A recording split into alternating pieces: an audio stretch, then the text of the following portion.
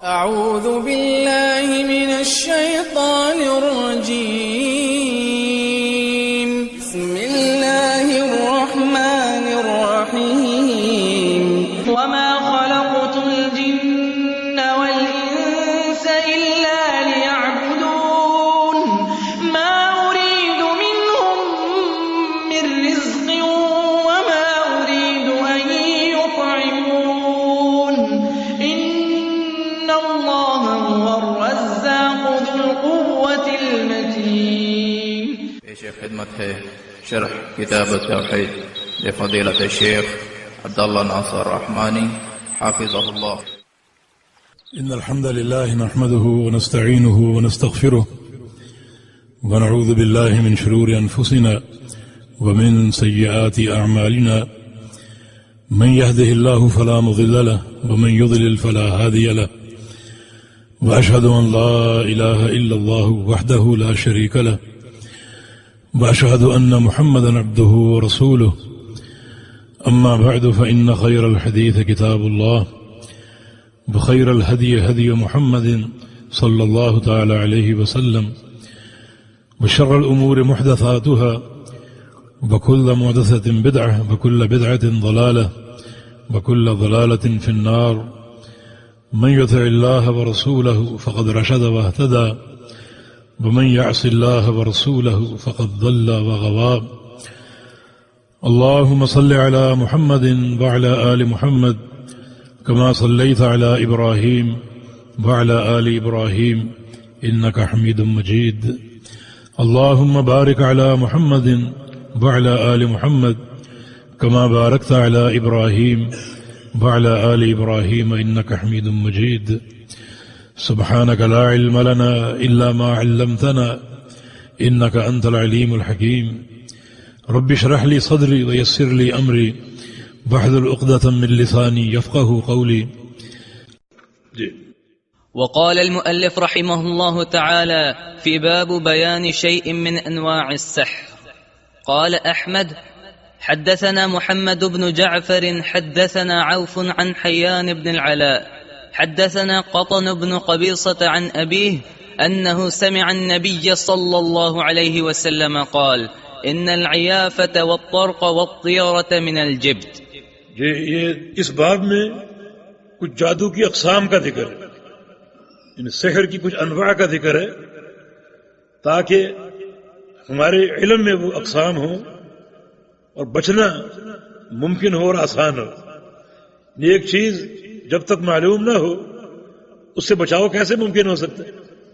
اس لیے کچھ اقسام سحر کی بیان کی گئی ہیں تاکہ اچھی طرح آپ پہچان لیں اور بچاؤ ممکن ہو، تحفظ ممکن ہو.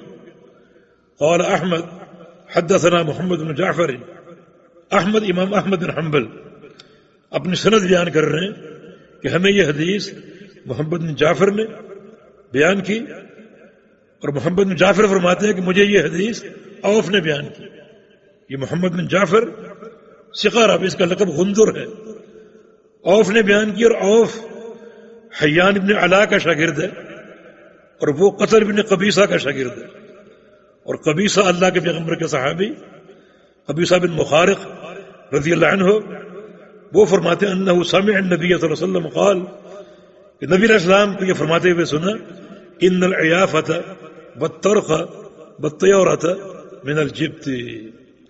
یہ تین عمل جادو ہیں، عیافہ بھی، طرق بھی اور طیارہ بھی. رسول اللہ صلی اللہ علیہ وسلم نے ان تینوں چیزوں کو جادو قرار دیا ہے اور سحر قرار دیا ہے. عیافہ کیا ہے؟ عیافہ سے مراد زجر الطیر، زجر الطیر، پرندے کو اڑانا، پرندے کو اڑانا. یہ ایک خاص عمل تھا اپنے مستقبل کی خیر یا شر معلوم کرنے کے لیے. یعنی کوئی شخص گھر سے باہر نکلتا، کسی سفر کا ارادہ ہے، تو راستے میں اگر کوئی پرندہ آتا اس کو وہ اڑاتا. اگر وہ دائیں طرف گیا ہے تو اس سفر کو بابرکت سمجھتے، اور بائیں طرف گیا ہے تو اس سفر کو باعث نقصان یا باعث شر سمجھتے. اور بعض لوگوں نے اس مقصد کے لیے پرندے پالے ہوئے تھے، اور لوگ کوئی اہم کام کرنا چاہتے، شادی بیاہ کا، کاروبار کا یا سفر کا، تو ان کے پاس جاتے اور کہتا ہے کہ اپنے پرندے کو اڑا کر ہماری فال نکالیے کہ ہمارے لیے یہ کام باعث خیر یا شر. تو پھر وہ پرندے کو اڑاتے.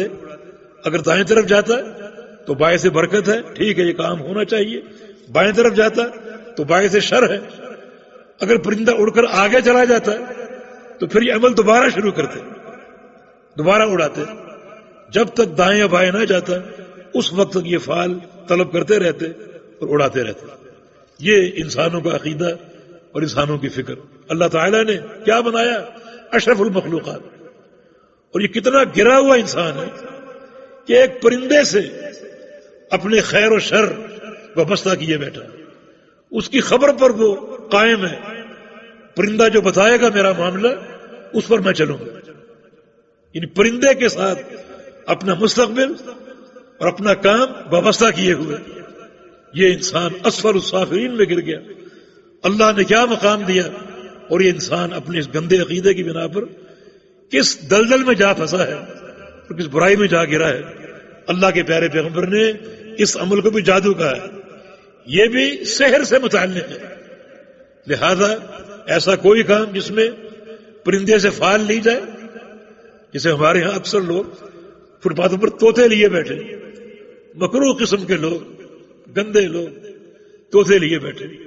اچھے اچھے لوگ اپنی قسمت کا حال معلوم کرنے کے لیے ان لوگوں کے پاس جاتے ہیں. انتہائی خبیث اور حقیر لوگ کہ ہماری قسمت کا حال بتاؤ، اور وہ کہتا ہے کہ میں طوطے سے معلوم کرتا ہوں. ان انسان کا کتنا گھٹیا کردار. فرمایا کہ یہ سحر. اگر کسی انسان نے پرندوں سے اس طرح فال لینے کی کوشش کی تو وہ سحر میں داخل ہوگا. یہ سحر کا ایک حصہ ہے اور جادو ہے. وہ ترق، اور ترق بھی سحر ہے. ترق کیا ہے؟ ترق جو ہے وہ زمین پر جو ہے وہ خطوط کھینچنا، ان خطوط کے ذریعے مختلف تخمینوں سے مستقبل کی خبریں بیان کرنا. تو بہت سے لوگوں کا علم یہ تھا، وہ زمین پر خطوط کھینچ کر اور اپنے حدث اور تخمینے سے مستقبل کے احوال معلوم کرتے تھے اور لوگوں کو بتاتے تھے.